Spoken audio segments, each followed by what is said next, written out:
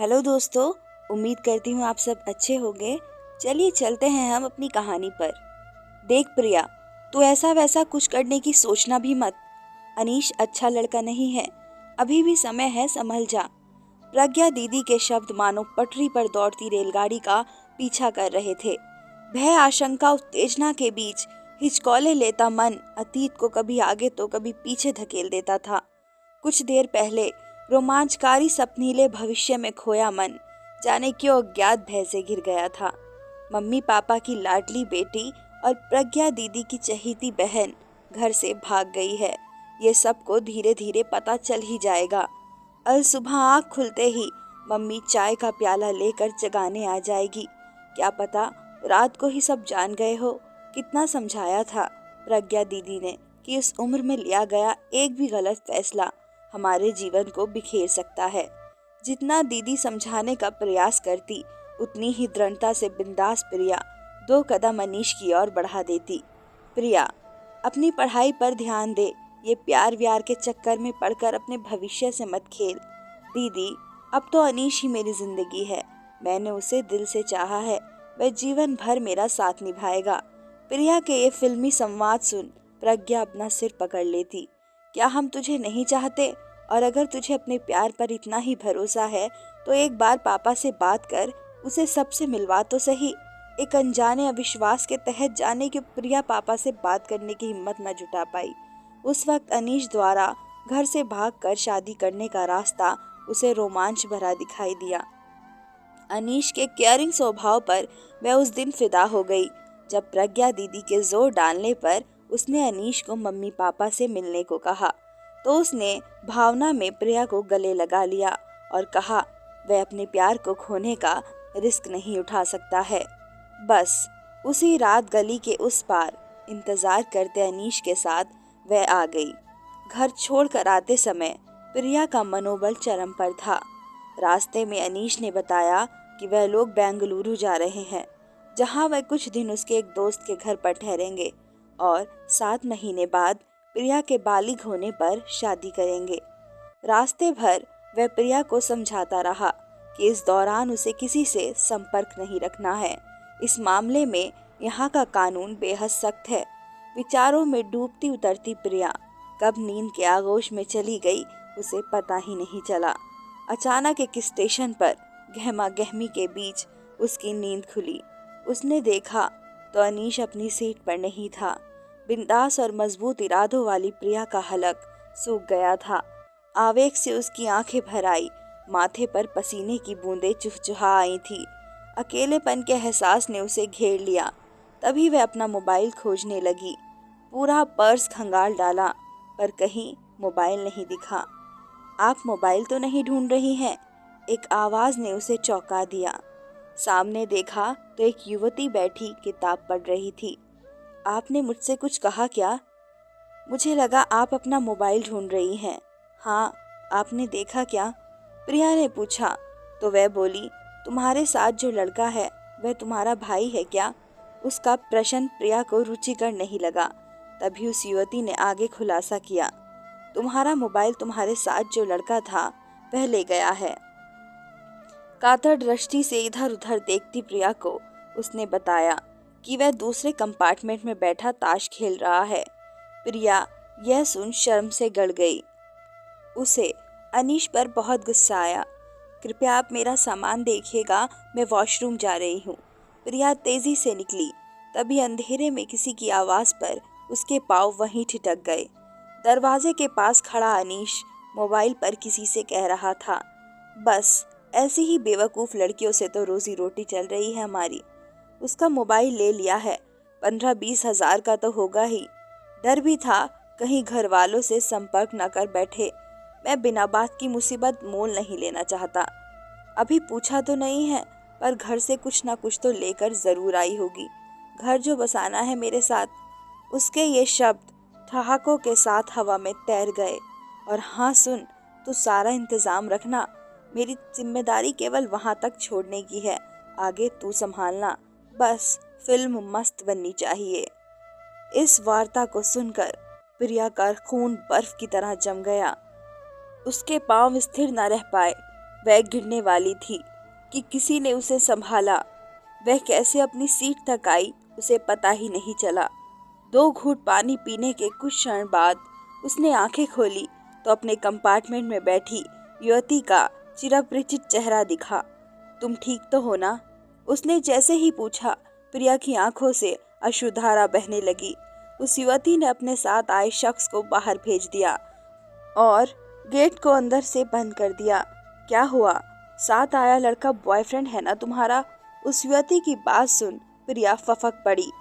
देखो, वह लड़का ठीक नहीं है, यह शायद तुम्हें भी पता चल गया होगा। मैं जानती हूँ कि तुम दोनों घर से भाग कर आए हो। प्रिया ने आश्चर्य और शंकित नजरों से उसे देखा तो वह बोली, मेरा नाम सरन्या है, तुम मुझ पर भरोसा कर सकती हो। वैसे तुम्हारे पास और कोई चारा भी नहीं है। युवती की बातों में सच्चाई थी। वैसे भी अनीश का जो विभत्स चेहरा वह अभी अभी देख कर आई थी, उसे देखकर तो उसकी रूह कांप उठी थी। देखो, जो गलत कदम तुमने उठाया है, जिन कांटों में तुम उलझी हो, उससे निकलने के लिए तुम्हें साहस जुटाना पड़ेगा। सरन्या की बातों का प्रभाव प्रिया पर पड़ा। कुछ देर में ही वह संभल गई। प्रिया नाम है ना तुम्हारा? अपने पापा का नंबर दो मुझे, उसने अधिकार से कहा। तो प्रिया ने पापा का नंबर बता दिया। वह लड़की बात करने के लिए बाहर चली गई। अब तक प्रिया स्थिति का सामना करने को तैयार हो गई थी। कुछ देर में वह वापस आई और बोली, मैंने तुम्हारे पापा से बात कर ली है। वे अगली फ्लाइट से बेंगलुरु पहुंच रहे हैं। अब तुम्हें क्या करना है ये ध्यान से सुनो। वह प्रिया को कुछ बताते हुए अपने साथ आए युवक से बोली, मैडम के साथ जो व्यक्ति आया है उसे बताओ कि ये उसे बुला रही है। और हाँ अर्जुन, कुछ देर तुम बाहर ही रहना। कुछ देर बाद ही अनीश आ गया तो प्रिया उससे शिकायती लहजे में बोली, तुम कहाँ चले गए थे अनीश? मैं कितना डर गई थी, मालूम है तुम्हें? अनीश उसकी बात सुनकर तुरंत बोला, मैं तुम्हें छोड़कर भले कहाँ जाऊंगा। प्रिया ने कंपार्टमेंट की लाइट जला दी। उसे कुछ देर पहले जिस अनीश की आंखों में उसे प्यार का समुंदर नजर आ रहा था, अब उनमें मक्कारी दिखाई दे रही थी। अब वह अपनी खुली आंखों से देख रही थी कि किस तरह अनीश इधर उधर देख रहा था। तभी प्यार से प्रिया ने उससे कहा, मैं तुम्हें खुशखबरी देना चाहती हूँ। क्या? भौचक्का सा वह बोला तो प्रिया ने कहा, जानते हो पापा हमारी शादी के लिए राजी हो गए हैं और वह भी बेंगलुरु पहुंच रहे हैं। प्रिया के इस खुलासे से अनीश का तो रंग ही उड़ गया। वह अचानक बिखर गया। बेवकूफ़ लड़की, मैंने मना किया था कि कहीं फ़ोन मत करना। तभी मानो उसे कुछ याद आया हो, ना चाहते हुए भी उसके मुंह से निकला, तुम्हारा मोबाइल तो। मैं जानती हूँ वह तो तुम्हारे पास है। इससे पहले कि अनीश कुछ और पूछता, प्रिया अपना आपा खो चुकी थी। उसका हाथ पूरे वेग से लहराया और अनीश के गाल पर तेज आवाज के साथ झन्नाटेदार चाटा पड़ा। क्रोध और अपमान से उसका बदन कांप रहा था। अनीश का सारा खून निचड़ गया था। शोर शराबे की आवाज बाहर तक चली गई थी। लोगों ने अंदर झांकना शुरू कर दिया था। उतनी देर में टीटीई भी आ गया। उसने पूछा कि क्या माजरा है, तो बड़े इत्मीनान से वह लड़की उठकर आई और बोली, ये मेरी रिश्तेदार है।